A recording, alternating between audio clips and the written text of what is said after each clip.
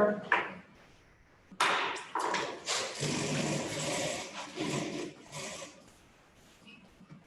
pledge allegiance to the flag of the United States of America and to the republic for which it stands, one nation, under God, indivisible, with liberty and justice for all.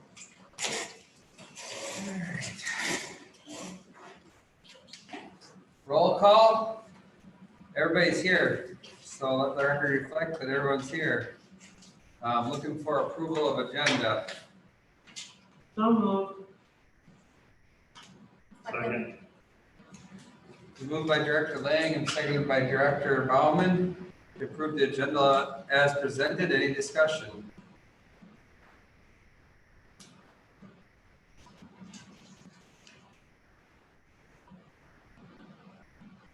Hearing none?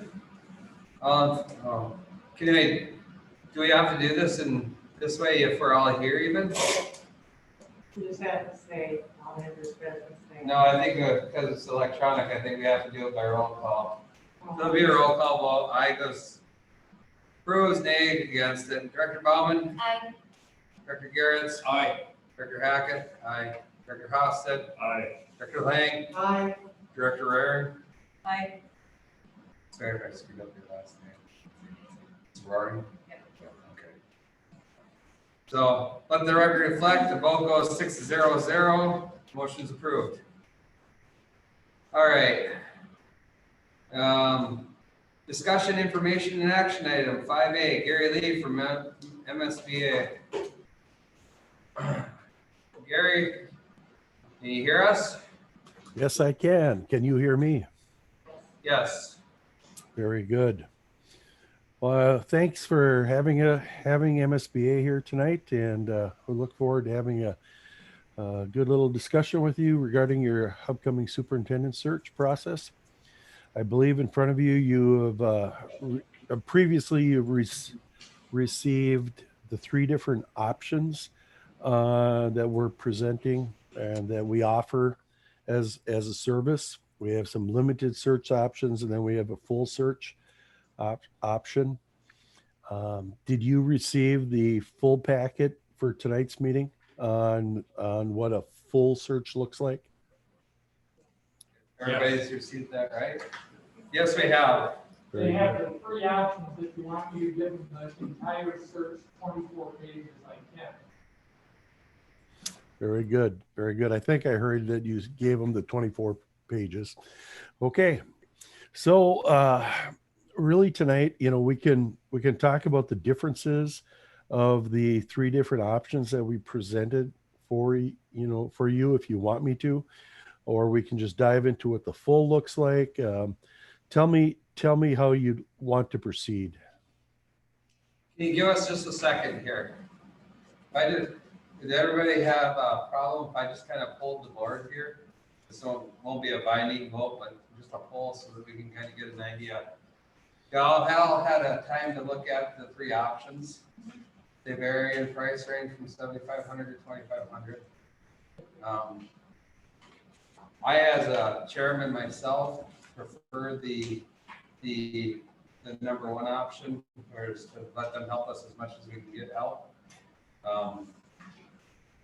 I have spoke with Director Garretts, and he believes the same.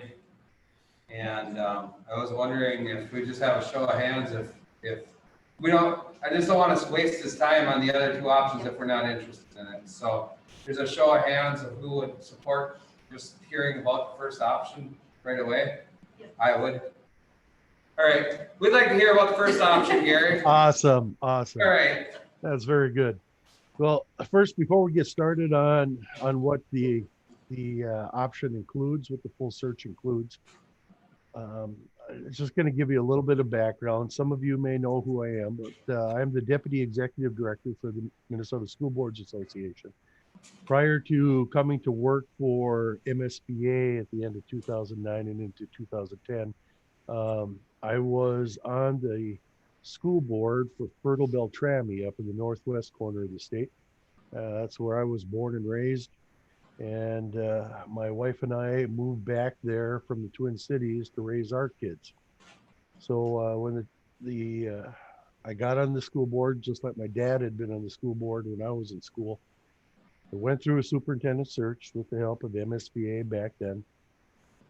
And I got on the MSBA board of directors. So I represented the Northwest corner for MSBA. And when the recession hit in 2008, well, that took care of my business. And MSBA said, why don't you come and work for us? So I did. And here I am. So, from a school board perspective, I understand what it's like to sit where you're sitting today. Now, when it comes to hiring a superintendent, we really have school board members. You've heard this many times before, but you have two main jobs.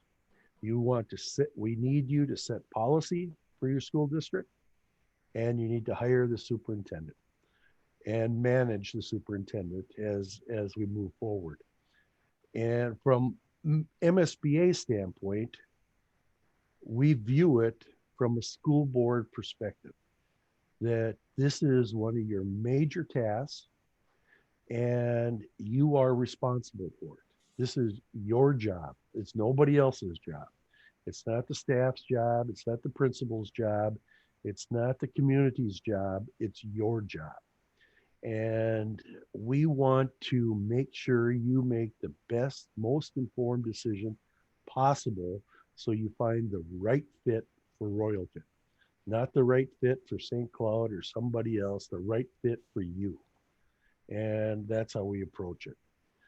So if you have that large package in front of you, I'm going to scroll down the very first.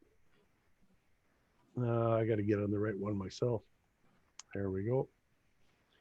You know, we have a table of contents and an introduction. And there's some testimonials, but I want to go to starting on page 2. Yeah, it says page 2 at the bottom is like your third or fourth page in. And we're going to kind of roll through what the various steps are. So if you guys hire us, I probably won't be helping with this search. It's going to be right now, I'm the deputy executive director. As part of my staff, I have Barb Dorn, who leads all the executive searches. And so as needed, I jump in and help with searches because at this time it's really busy. And we generally do about 20 to 25 searches each year across the state. For you guys, we may be utilizing a retired superintendent who also is the former executive director of a service cooperative, the former executive director of MREA, the former executive director of the Association of Education Service. I forgot what the last part of that is, but that's the National Association for Service Cooperatives. And he's also, he retired, came back to Minnesota where he started his career, and he did some interim soup work, and he is one of the best in the business as far as helping school boards. So that's likely who you're going to be having if you hire us. Now, you get the whole team. You just don't get him, you get all of us. You know, we will all have our fingers in it. We will all be helping and reviewing data and looking at the process and participating at different levels. But we'll have one person assigned to lead the whole thing. So on this page, what will happen is that if Lee is the one that's his name is Lee Warren. If he's the one that leads this, he will be coming in to do the initial planning meeting, which you'll probably be doing remotely with you. And we'll be determining what the timeline is. And we're also going to be starting to develop your hiring criteria. This is a very important step. You're going to look at the top 4 or 5 items that you believe the next superintendent has to have in order to be successful in Royalton. And so We will help you determine what that hiring criteria is. We will start, I'm turning to look at my notes here. So my head's going back and forth. You understand what's going on. Stakeholder input. We're going to be working with your community, which may include a survey and other listing sessions that we will put together. And all those, we will be present to help pull the information so we can find from your community and from your staff the characteristics and the skills that they believe are necessary for a superintendent to be successful in Royalton. We're collecting input just as input. It still goes back to you. This is your job. The community is not going to do the hire. The staff is not going to do the hire. You're going to do the hire. But we don't want to do it in a vacuum. So that's why we will reach out to all the stakeholders and gather the input that we can. If we go to the next page, we're going to advertise and recruit. We have a national reach. We will be going across the nation to let people know that this job is open. We also reach out to superintendents and principals within the state every week. Our job posting site on our page on our website will get 30 to 40,000 hits every year as people are looking to see what jobs are open. I want to let you know though, just so you're going to this eyes wide open, that right now we're seeing a lot of openings, and we're also seeing that we don't have a lot of candidates. With the COVID problems, there are superintendents that have just said enough's enough. This is a lot of hard work, and they want to be done. We are getting good candidates on the searches that we're running. We're just not seeing the numbers. Where we would have seen 25 applicants before, we're seeing 15. And so those, we just have to, I just want you to go into this with eyes wide open that the pool is pretty shallow.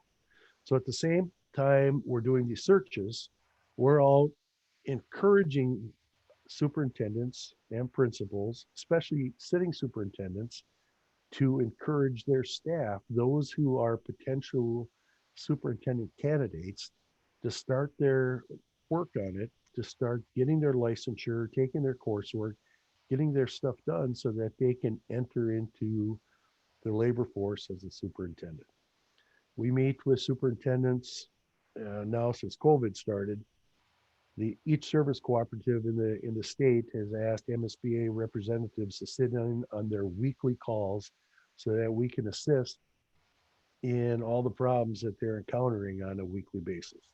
So while we're doing that, we're also reminding them that there are job openings coming into play, and we need some of their new rising stars to enter the market. We're involved with the National Association of Superintendent Searchers, so that reaches across 39 states and all the different school board associations that belong to that. So Barb is involved with that at the national level. And prior to her, Sandy Gunlock, who started this for us, the service, she was involved, and matter of fact, was the past president of this organization. So at that point, we also reach out to all the principal organizations. We reach out to charter schools. We reach out to a lot of different places. Post-owned, goods unturned. So at this point, before I go on to the next one, I'm going to ask if you have any questions. Mary Lane. What about an interim person if we run into a really big snag and don't have a really good candidate, that you're already kind of warning us that it might not be that particular person for us? Is there such a thing? Can you do that to MSBA? Can you find someone who would be willing to take it for maybe a year or two? I don't know, I understand. Yeah, I didn't quite hear all of that, but what I'm thinking you said is, what if we aren't real satisfied? Is there a possibility of getting an interim? Is that correct? Yes, Okay. Yes, that's very possible. I'm going to tell you right now, that's not our experience. I think I can recall one search in the last 5 years where that happened, where they were not satisfied with any of the candidates, and we ended up helping them get an interim to get things moved along. And that's entirely possible. Where we try and find a retired superintendent. I know of numerous superintendents that are retired, recently retired, may be interested to getting, back in the game for a short period of time, but nothing permanent. So those options are always available, but that's our backup plan is what that's going to be. Any other questions? Nope, don't look like it. Okay, off we go. So the interview training, and the next thing after we're gathering all this information and putting all that together, we are going to come back and train you on how to interview, and we're going to develop our interview questions. Um, this is really key. The process that we have defined and perfected over the course of since this service came into play, it's really critical that you follow the process. And in this one in particular, we want to keep you out of trouble. We don't want you to ask something that's going to cause ramifications down the road. So we're going to train you on every aspect of how to ask interview questions, developing your interview questions, follow-up questions, those types of things. So we'll provide all that training for you, and um, we will prepare the interview questions and start doing all the scheduling and all that type of stuff. A lot of that goes along with interviews. We will also potentially, and if you hear some barking, I got a 110-pound beast in this basement who occasionally wants some attention. Um, we have also during interviews, there will be a chance for the first round of interviews for community and staff members to sit in and listen to the interviews and provide feedback back to the board.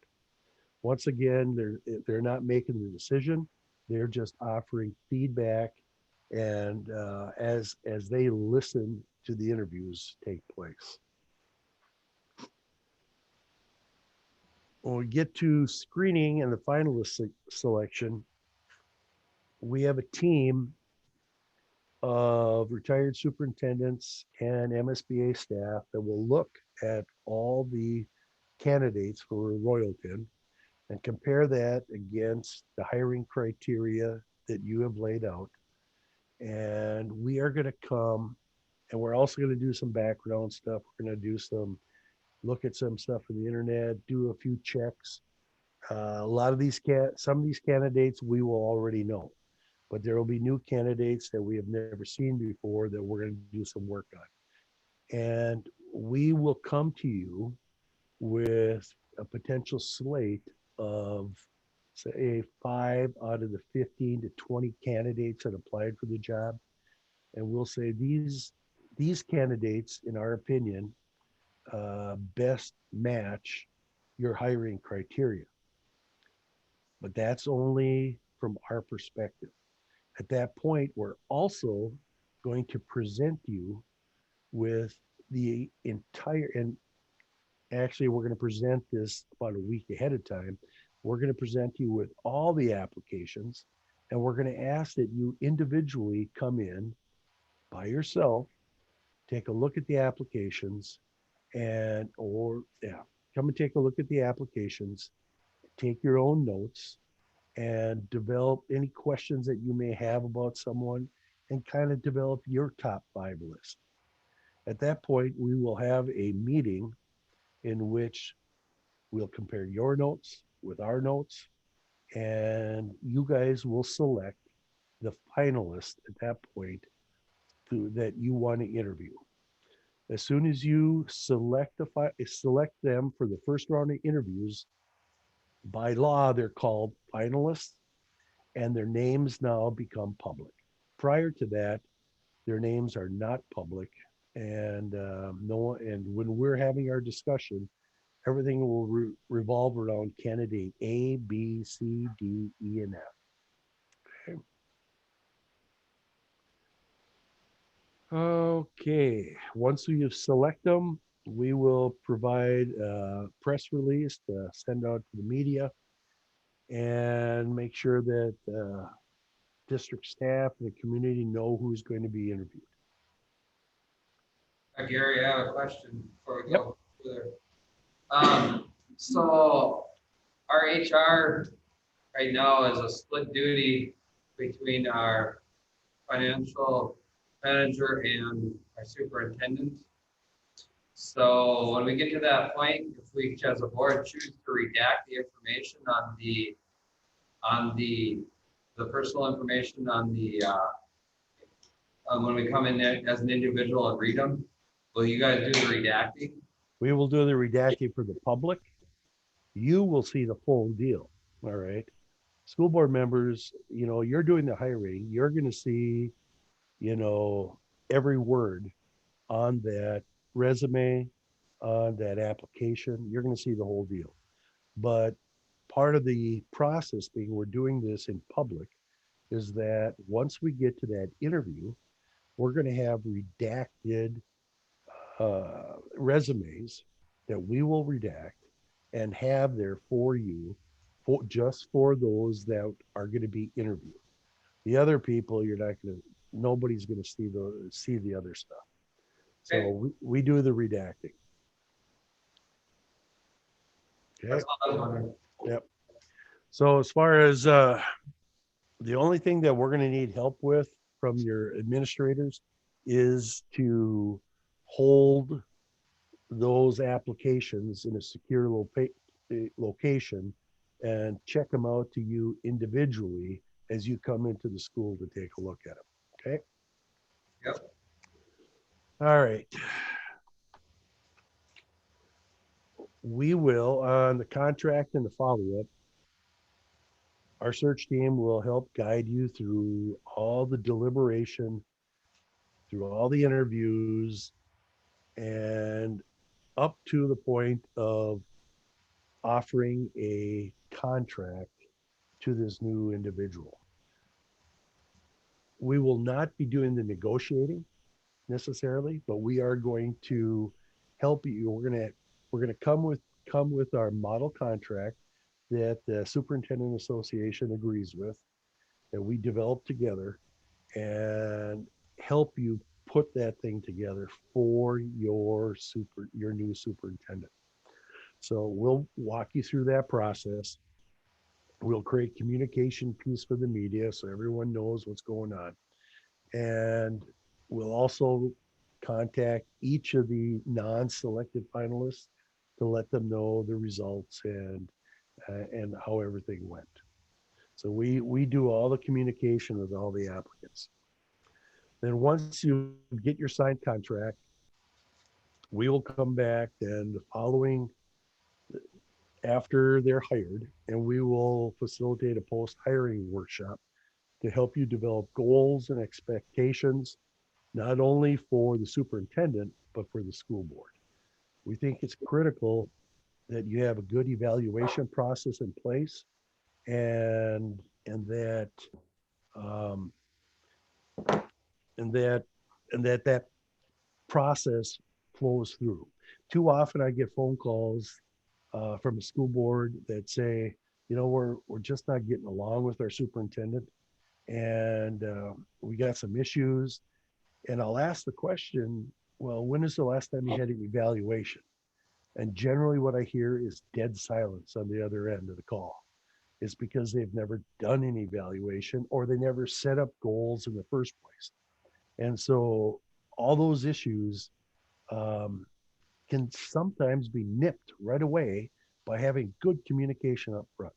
And so we're really going to be pushy on this, that we really want you to be active in communicating with your new superintendent and set up a process that we've all agreed to that talks about goals, talks about standards, and you have laid out times when you can have good communication about what's happening in the school district. And if you don't mind, I'm going to send a text to my wife right now to tell her to let out the dog. If that's okay.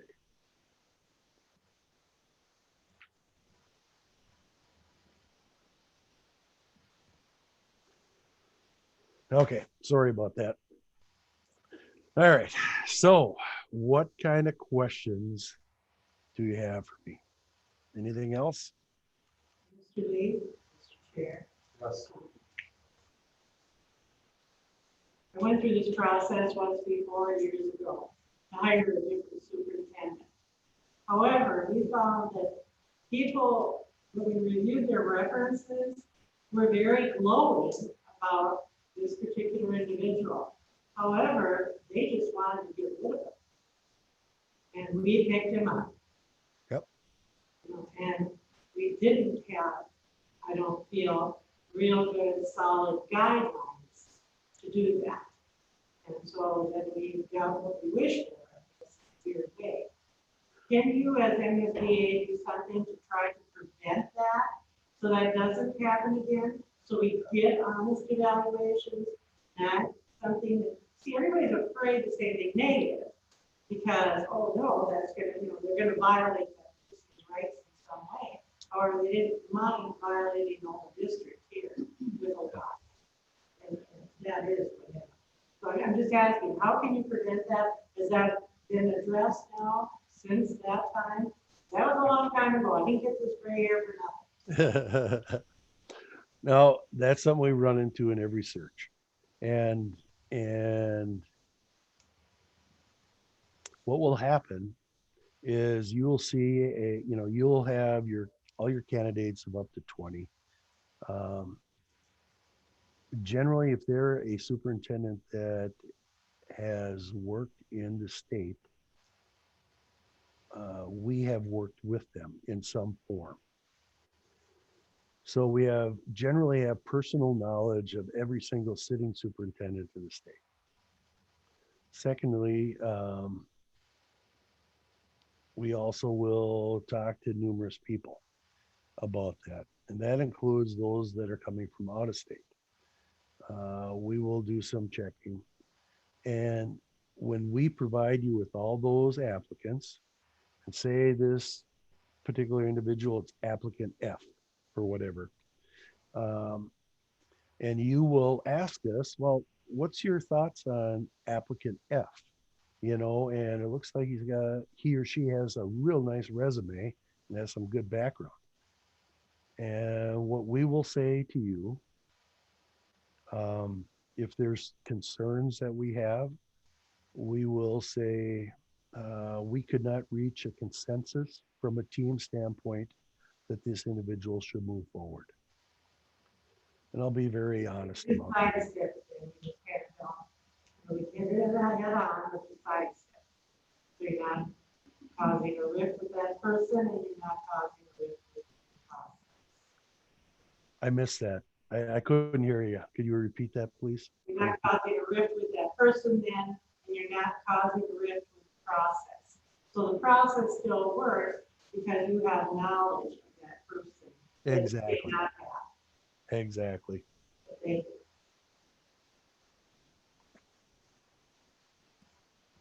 Any other questions? If you have any concerns about how we do our work or whatnot, I really highly encourage you to contact, any of the boards that we have done searches with.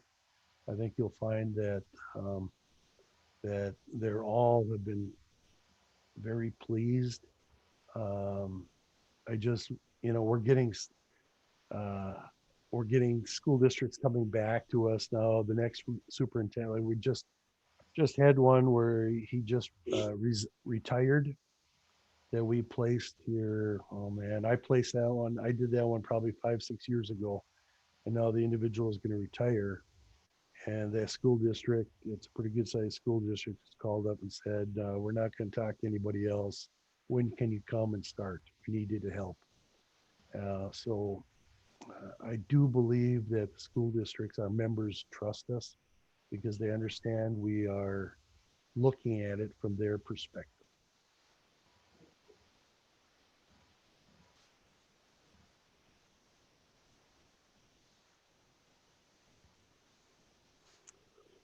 So if we don't have any other questions, then I guess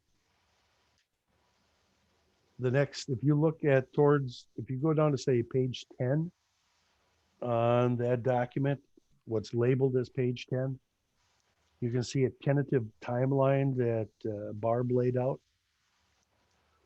And if we were to start on this now, if you were to hire us, we'd get going on this search this month and have your new superintendent in place in April, by the end of April.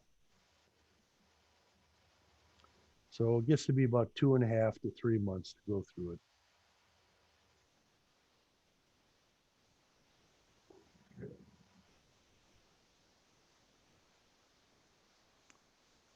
And then if you look down, if you look at our search team, you can see how extensive our search team is. There's many pages of different people from across the state that we use. And some are past school board members. And we also have a host of superintendents that understand what this process. These are superintendents that, in our opinion, have been very, very successful in their careers. And some of them keep getting pulled back in to do interim work at different places. So that's always a possibility too.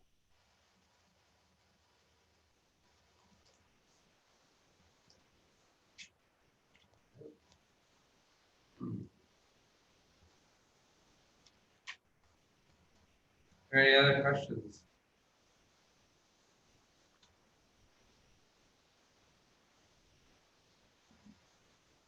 No, we don't have any other questions, so. Well, thank you very much. I mean, I look forward to hearing from you. You know, if there's, I'd encourage you to take a good look at us, and I hope that we can do the work for you. Great, well, thank you. All right. We'll be in contact. Sounds good. Have a good night, guys. Thank you. Bye-bye. All right. So. That's over, so I'm just gonna go ahead and move this for discussion. I move that we approve to go with the $7,500 option for the superintendent search. 78, whatever. Yeah. No, option 1, is that what it is, option 1? Yeah. There you go, option 1. I'll second you. Your discussion, I think we should have some thoughts. The reason that I move it is, with our situation with the outgoing superintendent being part of the HR. The last time I was involved in this, we had a full-time HR person, and I believe we chose the middle option. Is that right? You guys remember? I think we did some of the work ourselves. And without that HR person to hold our hand as a board, and it's a lot of money, but look at the difference between the lowest option and the highest option. It's not that much. And we're looking for a 3 to 5 year hire here. So if we do it right, and we get somebody for 3 to 5 years, we spread it over that time, I don't think that's wasted money. So that's my feeling. Russ, what are your feelings on it? Well, I was hoping to get longer than 3 to 5. Well, No, I I mean, know. can you really expect more than that? So No, I would agree. I think too, also with COVID and things going, we like to keep the current superintendent focused on all things with that. And also Don with, funding and the way things are going there. So that's why I guess I was in favor of the first one as well, option one. And I think, and I don't know if we decided not to go with MSBA, I don't know who else we would go to. So to me, it's a matter of which option. So yeah, I'm in agreement with Randy about taking the first option, and my feelings is get it going as soon as we can, so we can get rocking and rolling. That. Does anybody else have some feelings about it? I agree as well. I mean, we want to get it right and we want to make sure we're taking the right steps. And I feel like the first option is to be the best one to make sure we're getting everything. They're going to give us guidance. I think it's the best route to take. I feel like this is gonna be a good team building thing for the board, because I know you guys are new, but this is just as new to the rest of us, pretty much, because we just don't do it very often, so we're all fish out of water, so, It definitely helps us focus our efforts, so we're not trying to schedule community meetings, get input here and do things like that. We can focus on what we need to do, not just part of the process. So I think the first one is our best bet to make sure that we can get the full amount of time and energy into the process. and it will take a considerable amount of our time and energy, so. Randy, one more thing too. I think some of the things they talked about too, at least with one, and I don't know if we did it all of them, gets us to do a good practice too, where we all level set. We talk about goals and things that we want to get the new superintendent, and then we go into the evaluation, which I think the former board would have said, yeah, we're not super good at that. So it would give us some training for that, give us all level set, so all 6 of us would be on the same page with that. And I think that would be also very useful. The problem with the evaluations is it's not fun. But once it goes so long, then it gets awkward and not fun. And then it gets more awkward and more not fun. I mean, so the idea would be to get into the practice of communication, like you said. It's not easy, but it would be something for us all to strive for, and some training in it probably is a good thing.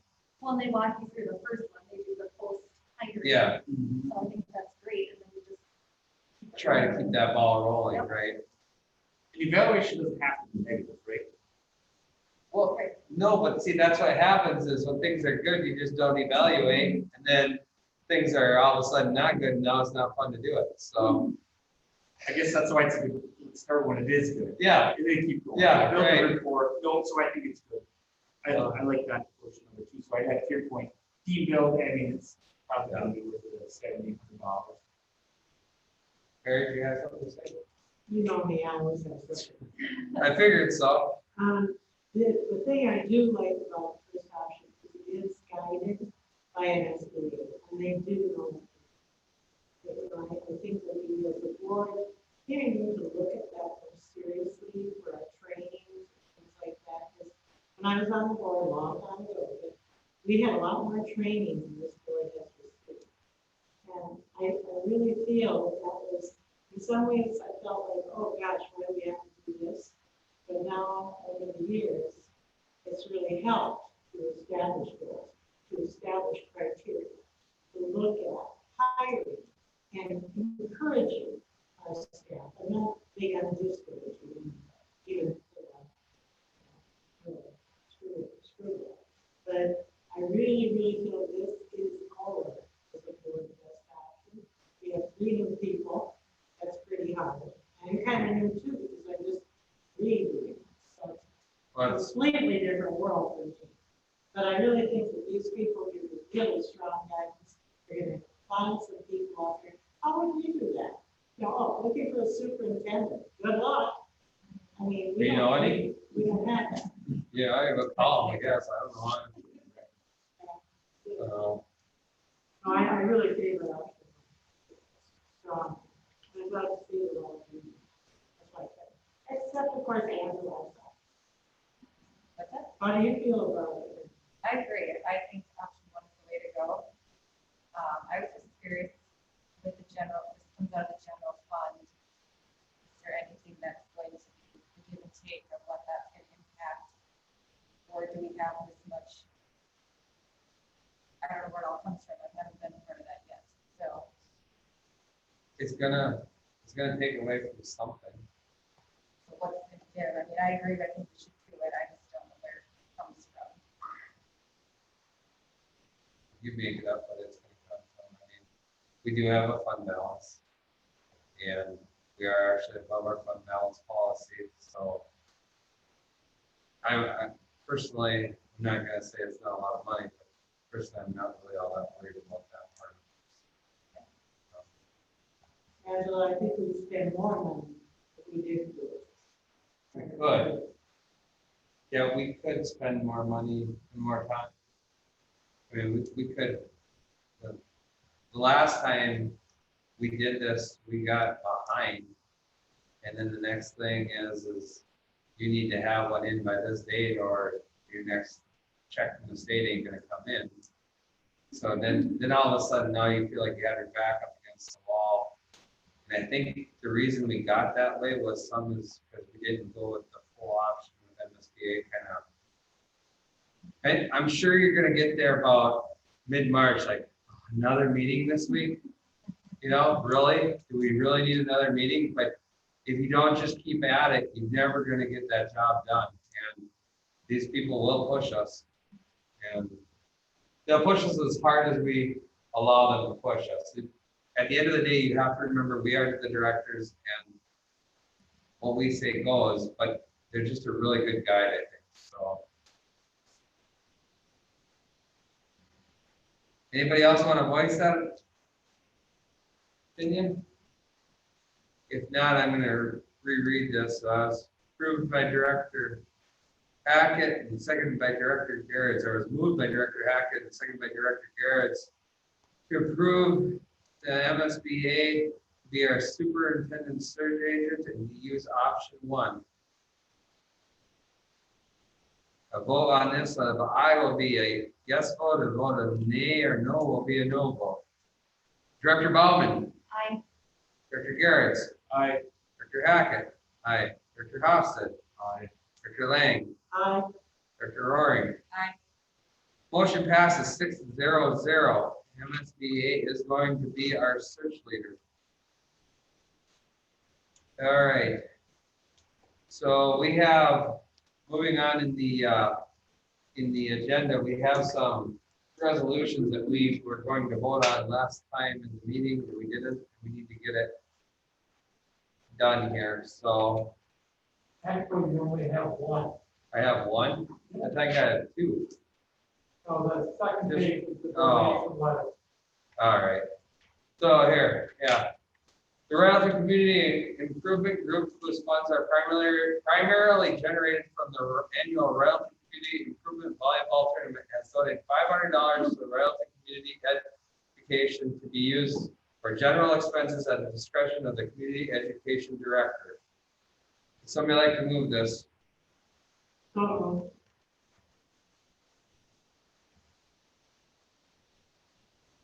Member Lang introduced the following resolution and moved its adoption. Whereas the Royalton Community Improvement Group has generously offered to donate $500 to the Royalton School District.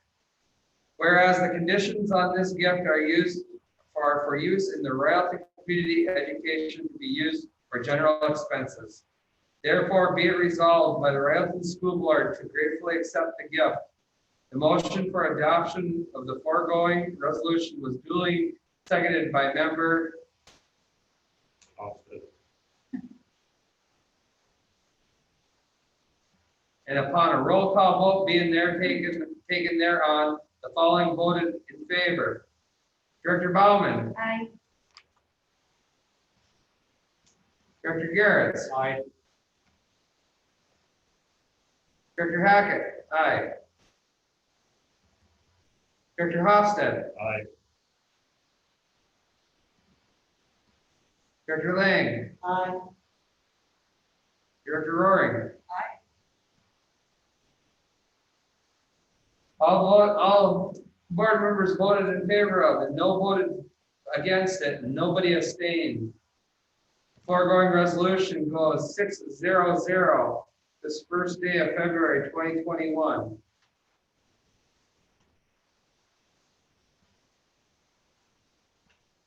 if you guys, if the way I do something in a meeting, I like you coming in there, Ryan, it just makes it easier to do these resolutions. But if you guys feel like something's not professional enough or something, just let me know, we'll change it up some, but, I went to a school board administration, training last year, and they said that the, chairman can, it's at his leisure to, have the meeting as formal or informal as it needs. I will change it more formal if it gets serious, but otherwise I'd like to keep it a little bit upbeat and try to keep it moving along. So if it bothers you though, tell me, and we'll try to change it up for you. So I'm open for any kind of criticism, so you can give it to me. So. All right. The American Tower lease, John, do you want to speak to that one? Yes, I sent you guys electronic copy if you want. I can send you a hard copy. It's a number of pages, a lot that you don't need. But this is the result of negotiating on the wording on this particular lease.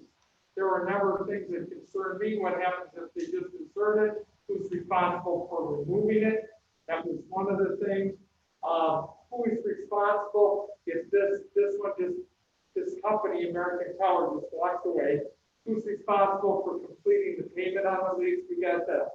They had some things that they wanted to do with the lease. For example, they wanted to have a first refusal on any rental of any piece of our property throughout the district. We said, no, that isn't right. You don't get to have that. You can have it on the area that they'd like to use. That's just a couple examples. So it took some time with our lawyer to work on. This was the wording on the lease. And all I want to do is present it to you. If you would like a hard copy, I'll be more than happy to write hard copies for you to take a look at. Do you have any questions for me at this time? I have one with it. Go ahead. So it's been through the lawyer and he's okay with it now? Yeah, he's okay. His biggest concern is basically what it is a 40-year lease and it gets renewed every 5 years. One of the problems we've had on a number of leases, one of them we can't even find, and that's the metal tower we have on the back hill behind the football stadium. We can't find that lease. But he said, you've got to be aware of it because before that 5 years, it's an automatic renewal. But you have to act on it 60 days before. So let's say we have a lot of problems with it. And so 60 days when we start over again, we have to say, no, we're done. You need to get your tower out of here. They have to have reasonable, time. We have to give reasonable, what can I say, notification and why we're dropping the lease. It would have to be like, none of the TVs work in school or it's interfering with our daily procedures, right? Yeah, it could be, or they could be, some of the things, they might be leaving equipment all over up there, they're blocking our buses, we've asked them to move it, get out of there, and there's still a problem. They will, in a former role that I had, we had one tower, so it had 3 antennas on it. We also used it for football lighting, and then we built another tower, and it just happened to be Verizon that built that. In general, it's turned out pretty good, where I've seen. So take a look at it. This could be one we've got time. If we can hit it before the end of March, they'd be happy. And give them the okay. They want a survey because they're looking at a little more work back there in hooking up, what can I say, small companies that will also be running cell phones. I'm not sure if you know that right now, but like Spectrum, they're experimenting with using everyone's Wi-Fi on your cell phone. So because there's Wi-Fi available, they'll just pop on it anywhere throughout the United States. So, and that would be one of the antennas that they might put out. Mr. Bell? Yes. Mr. Chair. Yes. There was a time, maybe Dr. Gonzalez can remember, that we had talked about putting the elementary in this area. And part of the reason tower could, but did not happen necessarily either. I don't know if you remember that, but I do. And the thought was to put the elementary, create this one huge complex. And I kind of fuzzy on that a little bit about it. But the tower came up then. I'm really opposed to a 40-year lease program. I think it needs to be renewed every 5 years. I think that's more than enough time. If they don't like that, but I don't see anything, I think that's just way too long to have that property tax. And that's one of the things that our lawyers talk about. I'll put them on that, and I'll put that. Yes, that's too long, it's just too long a period. Things can change here, maybe we'll get a big influx of industry, I don't know. But if we do, or maybe the building will bounce itself, you know, eventually. So we need to have a more futuristic look at the property, or soon to be lack thereof. That's kind of the same as we did with the Minnesota Electric, is that we gave them, they wanted for a purpose to. That's kind of what we did with a new one I'll introduce to you next week probably, in that there is, from 1980, we have an agreement with the DNR and the city for the baseball field. Again, we had to collect some of the stuff, I'm sure with all the moves, some of that stuff got moved. But when the electrical company came in, I said this before, they wanted this forever, basically.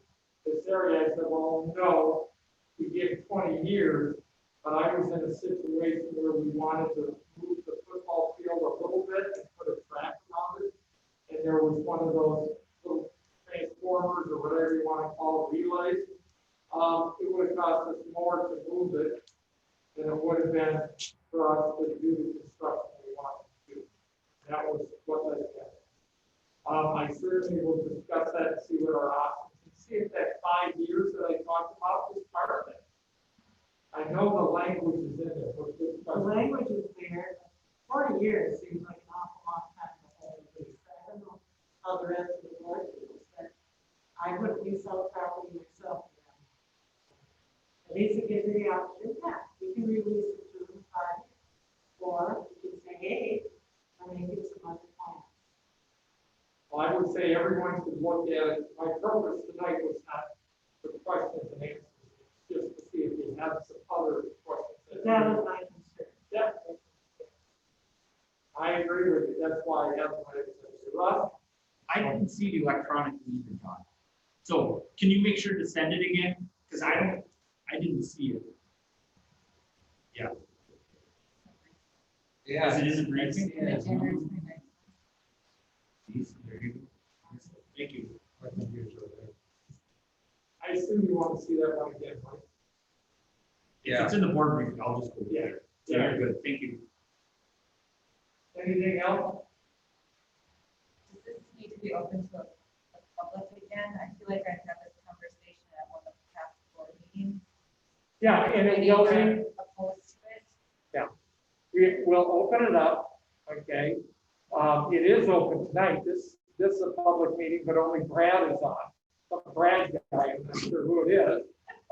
Anyway, I figure I can say that because it's just Brad and us and David and then. But anyway, certainly, that's why I'm giving it to you. We'll discuss it in February, or if you have another meeting to set up, which is another thing I have to ask you before I forget it tonight, with MSBA. I think we want to get rolling on them as fast as we can. But on this other one, if you have one there, we open that up again for discussion.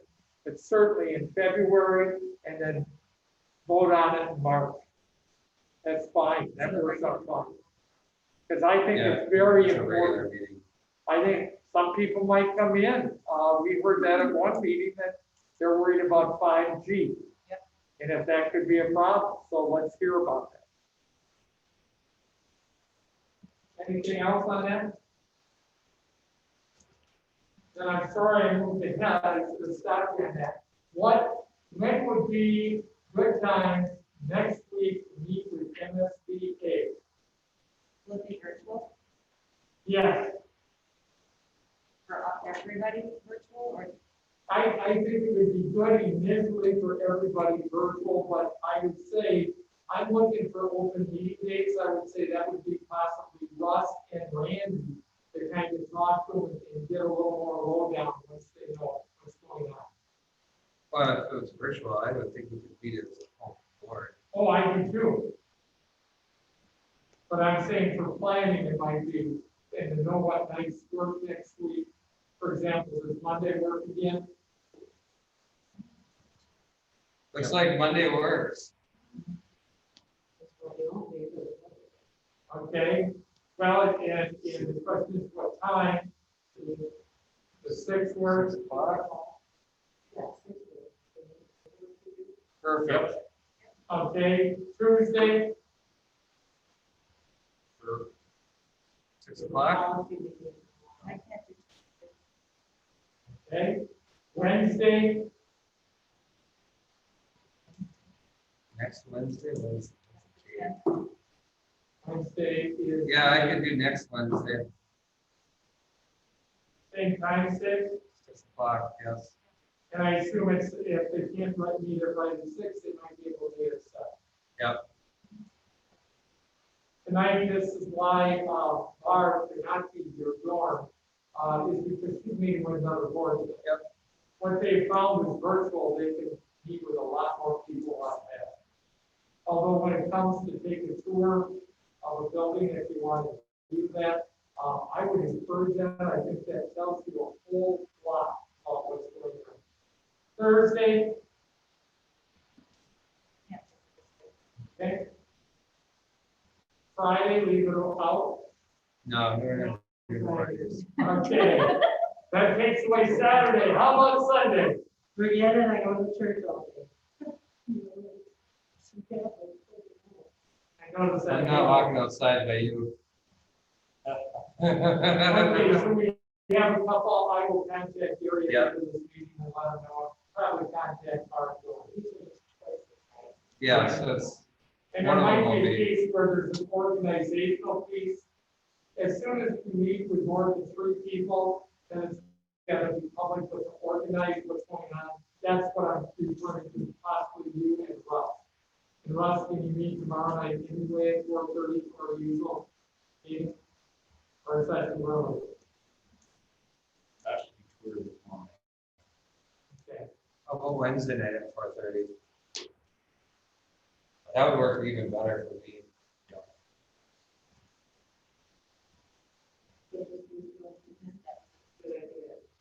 Just us two, trying to do a better job of, Fine. planning agendas. I think after we get rolling here, then we're gonna be able to do it by, Yep. especially if we're, they're gonna have to go down, I can figure out how to work on that. Yeah, I can meet Wednesday, All right, 4:30. yep.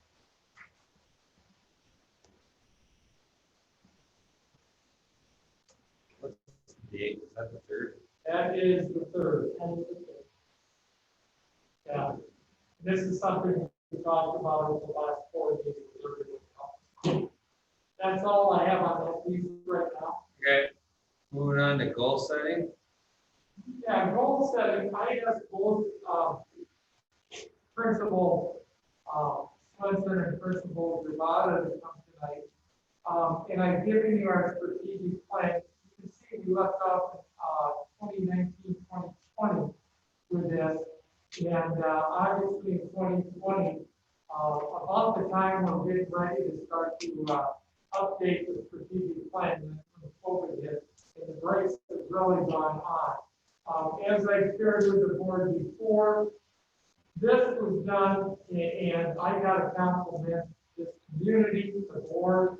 It was really a community effort, their effort, in bringing in all the pieces to formulate this page here, which is the foundation of the ISD 485.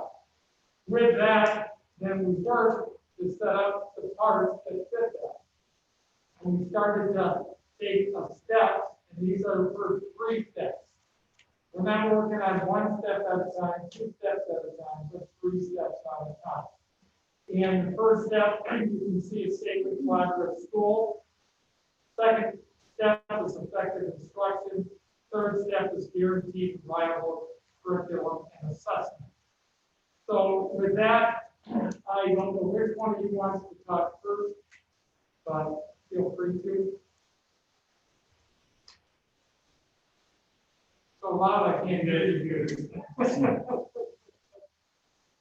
I'm asking you, Dr. Gravata or Joel, where are we with this? Yeah, I guess I can start. When you look at the safe and collaborative culture, effective instruction, guaranteed viable curriculum assessment, we're part of a program through Sourcewell, which has started roughly formally almost 3 years ago. As a formal program, obviously, you're always working for a safe and collaborative culture. You're always working to improve instruction, and you always want your curriculum to be viable and reliable. The high reliability schools is a Marzano framework that Sourcewell has become involved in, and they assist schools throughout the Region 5 in going through the framework and evaluating the framework and work within their school buildings in those areas. There are 5 pieces of HRS that eventually gets into standards-based grading, and then like a standards-based curriculum and learning and self-paced personalized learning plans, things like that, which is down the road a little bit. But we set sail about 3 years ago with prioritizing our curriculum, going through and identifying the priority standards taught K-12. We did this both horizontally, which is by grade level or department, and then we also aligned the standards vertically. So there's a K-12 continuum in the subjects that is necessary, and in some cases, all of the subjects somewhat align to each other, but specifically math, reading are the big 2. And then the other core areas fall in line with that. So we have worked on prioritizing standards. We then went into working with proficiency scale work, where you take those standards apart and develop a proficiency scale that is clear and transparent, not only to the learner, but to the learner's parents in any of those priority standards areas. At the same time, we are working in level 2 with effective instruction. Some of these things have happened on that chart, and some of them have not. Some of it is due to COVID. Some of it has been just the course and the direction that we have gone, and the time that we have dedicated to working in those areas. And so we are working with effective instruction in both buildings. And then we are constantly, level 1 is safe and collaborative culture. We are working on improving the ability to gain input from stakeholders, from students, from teachers, staff, the board, community, and giving them opportunities at the development of district leadership teams that are made up of the building leadership teams. So there's a linear communication from building level to the district. The curriculum committees and strategic planning committees in the district and bring parents and getting them involved have played into developing input for our stakeholders in the system.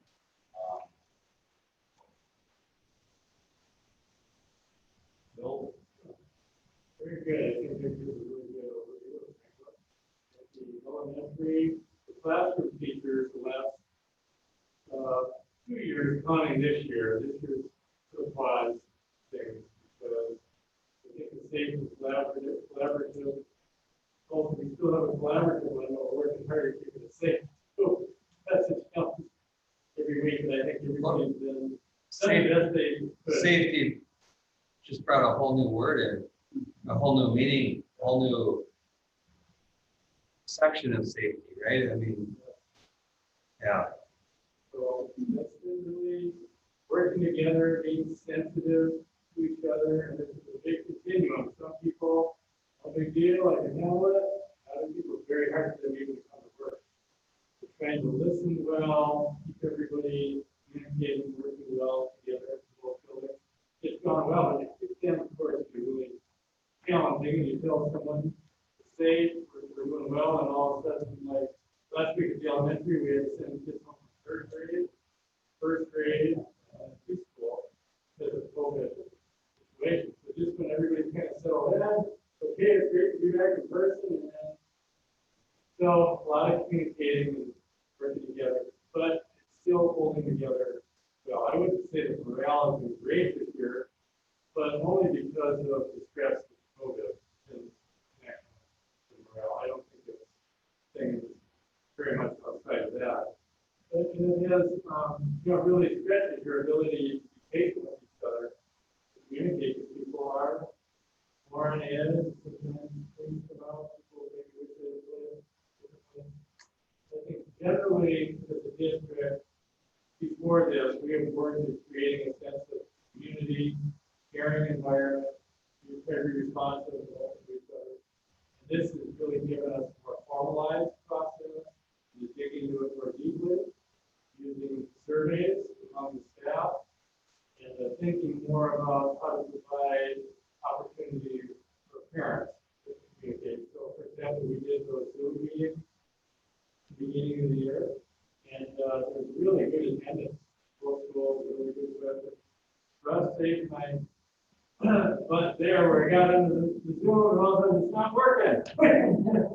So I'm calling, joining the phone, and Russ is keeping 100 people focused, so we got going on it. So It was when he started to sing, that's when I was. yeah. So I think we're all on board to continue breaking that down, putting more structure, because having schools, with the staff, and the kids are comfortable and want to be there. If you don't have that, you're really fighting an uphill battle. There's something wrong if you don't have that. That doesn't mean there aren't going to be issues and things that come up. But you need conflict to move ahead, so you don't want to totally conflict-free environment, but it's how that's handled and how that's working together. Of course, in the district, we have parent group, we have a teacher group, we have an administrative group, we have boards, and really have to learn to communicate effectively on all levels. So I think we're all learning that together, supporting that with each other.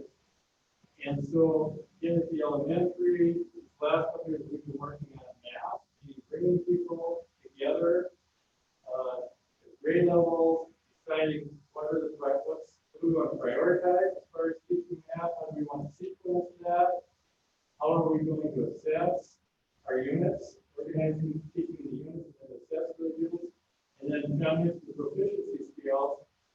So that's like a measurement tool, so you can have a standard, but then you have to say, how well did you learn that? Just to have a standard without some sort of assessment of it doesn't mean that much. We have a content standard that's kind of like a performance standard. Okay, how well did you do that? That's what the proficiency scale is about. So to do that together in common throughout the school, connecting to the high school has been valuable. We do have our art teachers working with the state standards, music teachers, PE, Spanish, foreign language. So we're all involved in the process of understanding what those standards really are saying, how to put that in the language. Staff can agree on, the students can understand, which is what I communicated to the students. Part of the thing with the standards, the English people get together and they create this perfect world. We learn everything about English. I mean, outside of our school, well, there's just too many pills in the bottle. It's just, so you have to prioritize, decide together what's most important, and work together. So once you put it in place, it's monitoring how well it's working. That's what we're trying to do this year. Teach it, did it work, didn't work, we have to adjust our expectations or how we measure this stuff. And so our goal next year is to really look at language arts, reading, writing, spelling, speaking, and go through the same process. The idea is to start with math, that's a little bit more concrete, work together. So that served as an example for how we want to work the next subject. The reading's going to be a little more complicated, and maybe it's going to take a little longer, but we want to do it right. And if things go well, we can start right away in the fall with that. And build on the knowledge we learned from math. The effective instruction, both at the elementary and high school, we have the same model for instruction based on the research by Marzano and the High Reliability School. So it doesn't mean everybody teaches like robots, but we have support for what we think are really good research ways of teaching. And then Joel did some research and was able to create and take what some schools have done and create an evaluation system that's directly connected to the model of construction. Same idea, you're going to say, here's a model of construction, there has to be a way to talk about that together, to tell you how well is that being done. So we think it's real an advantage to have the support Sourcewell and those consultants. They meet with us as administrators, and then they're also meeting with us and the teachers together, providing support. And they're getting special training, they're working with other schools. Prior to this, we will go to a meeting where maybe there's 12 schools that are working on the same thing, and we can learn from each other what people are doing. So there isn't anything all that unique about these categories. Of course, effective instruction has always been the goal, having a curriculum that can define and fit within the time period they have. But this really puts the structure and allows us, brings us together, talk about it, think about it together. So it's probably another 5 years of work, but it's not like following a trend or a fad. These are all, whether we were working with Sourcewell or not, these are the kind of bedrock things. So, Do you guys as principals feel like we need to have because of COVID-19, that we're gonna have to have a realignment of these strategic priorities? I mean, I think that they would be updated, that was one of the things I was gonna add is when you're looking at this chart. yeah, that's all I've been in the COVID. district 21 years and we're always working on these items. Whether I was as a teacher and now the principal, my favorite, the best part about HRS is it aligns this. For the last 3 years, our professional development is this district-wide. And we are getting together monthly with consultants and evaluating what we're doing, where we're going, where we've been, what's next, how do we tie the buildings together. And my experience in the past with staff development has been kind of just I'm just going to pick this, and we're going to pick this, and we're going to pick this element, and the buildings working independently of each other. And now there's a real coordinated effort as we are working on these things together and really have a K-12 focus on it. And that's exciting work because it lends this goal setting meeting that you guys have tonight that you're working on. And if you go through the elements and these things get changed, this is what we're working on, and we weave this into professional development that we work on for the next 2 or 3 years based on this document. And so I think it's a huge piece. I think it's transparent that teachers know, you want to know where we're going, what we're doing, here it is. And that is, I think, the best you can expect out of a strategic plan and a goal setting from the board is that if we're going to go through a process like this, you want people working on it. We don't just put this in a file and dust it out next year and come back to it. We are actively working off of this document all the time.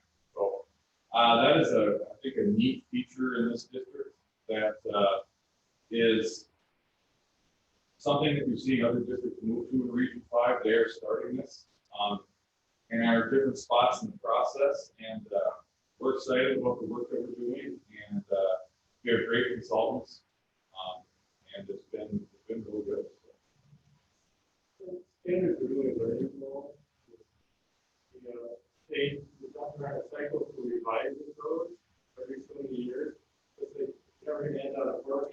This process, you're always going to be looking at it, revising it, assessing how you're doing. And at the same time, leaving room for creativity, like we're not expecting people to teach like robots, just everything is done, this provides a solid framework for doing this.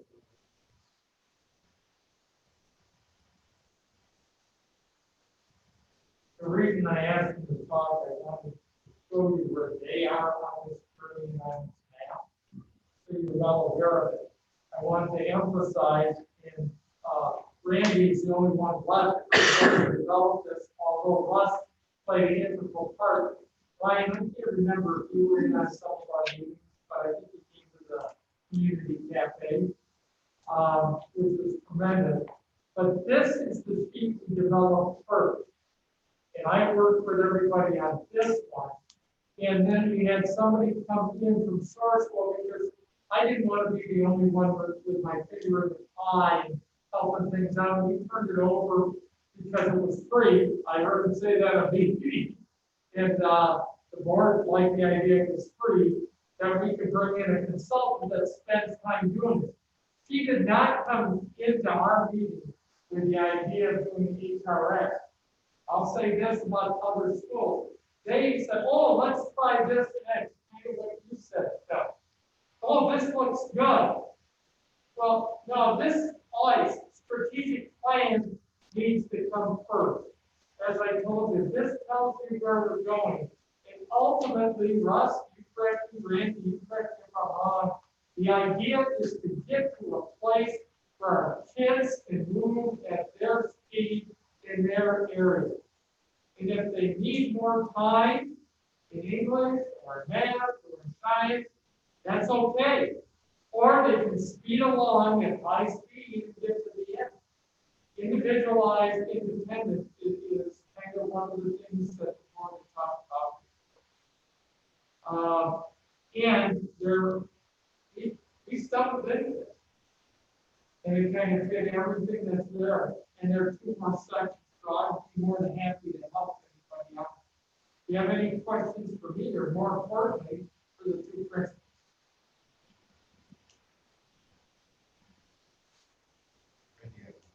Yeah, go ahead.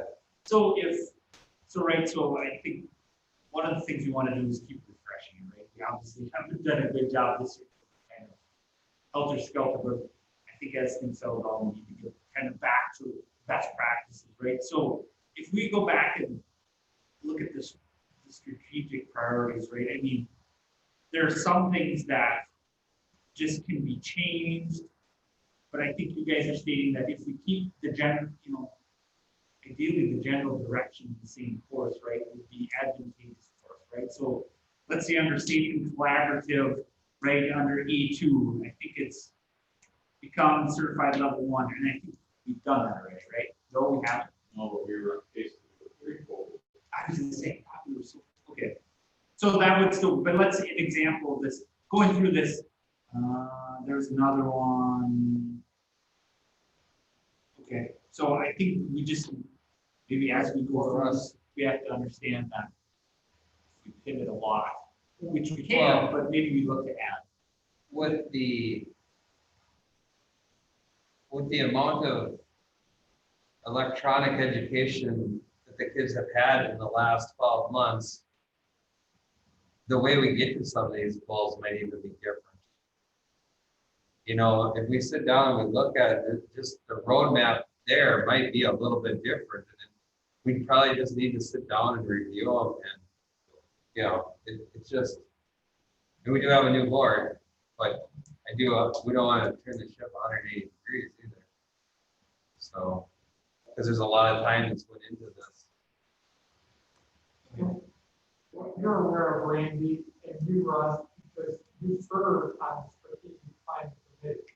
To me, it was not a good idea to expand it into other areas other than the welfare. Because the applies to it. Shouldn't be curriculum, that's just stuff, me, but that's not me. That's what was decided at the time. On that committee, we actually had 16 parents that were on that committee a year ago then. And a year ago in February. And when COVID hit, that sit down and did everybody, everything else did. And I think that's something we need to start going, but we can't limit it to only the people that can reach us on a computer. Because we have to hear all voices, not just the loudest voice. And that's the idea of community cafe.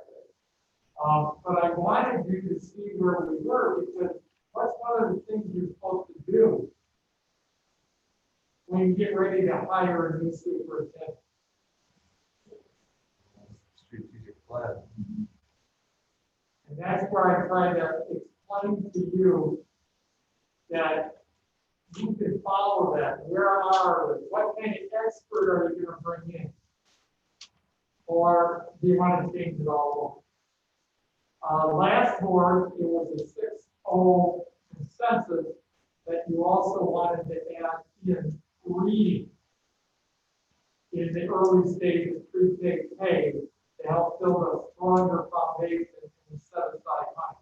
That's something that I don't know if you want to continue with or not. But if you remember, that's one of the things we wanted to do with our fund balance, because we had it. And no one wanted to set aside. What other things is this board interested in? Or do you want to digest more of this and kind of work through it with your consultant group now that you've made that decision? I think everybody should just, I think the new board members, or all of us, should sit down. I know I kind of took some notes from Gary, you know, and he says he wants a top 5 of what your goals are. I would like to see everybody come to that next meeting with a top 5 or 3 at least. You know, I started writing mine down because as soon as he said that, I knew that that was going to be the exercise that we need to, as a board, come to, you know, probably a top 2 or 3 that are really important, maybe 3 or 4 or 2, you know. You're going to come up with your really important ones that everybody agrees on, and then there's going to be some minor ones that are probably, the goofy thing is that it always ends up that your major goal, the minor goals are a way to get to the major goal. So you know, it's just, that's the way I see it, is we should work with the MSBA for it. How do you feel about it, anybody? I agree with you, but I also feel that goals need to be a team. I think that's something sometimes we really lost to. Well, we're not as achievable as. Right, so like, my last couple of weeks have just been crazy, right? Like I don't know if I'm getting older or what, I can't remember anything anymore. So I just been writing everything down, small jobs, big jobs, you know. But just being able to cross stuff off the list and being done is a good feeling. So sometimes, yeah, you're right. Those small goals, even though it's just a small one, sometimes it feels good just to get somewhere. And that's the idea here. And so, Yes. you know, when we talked to the consultants last week, one of the things both Phil and Joel talked to me about, they're not as interested in checking off marks and getting the certificate as they are in making this all form. And I thought maybe one, by the way, these are the proficiency scales. You can see you can jump in different areas, but the gold ones are what they're really focusing on. Those are called the priority standards. And both schools have lists of them. Which have to be the K1, these are priority standards. You can go to the academics, you can go to the English, for example, you can go to math, science, if we're doing there. And here's the standards, read the standard, read the standard, emphasize on the goals, and then you go click on the priority standards, and watch it won't come up. That one already. So this would be an example where, yeah, and you can see what's needed to go. I have nothing else. If that's the general consensus. Yep. Then you want to do that then, and that would be my suggestion. Take it for what it's worth, and I have nothing else for tonight. All right, anybody else have anything else? If not, I would take a motion to adjourn the meeting. So, Who said second? Moved by Director Lang and seconded by Director Bauman to adjourn the meeting. All those in favor say, oh, can't Oh, do yeah. that. Oh, Yeah, bad boy. it'll be great. We'll get back to that so much better. All right, this will be a roll call vote. Director Bauman, I Director Garrett, Aye. Director Hackett, Director Hofstad, Aye. Director Lang, I Director Rory. Aye. Motion passes 6-0. Meeting adjourned at 8:26. And principal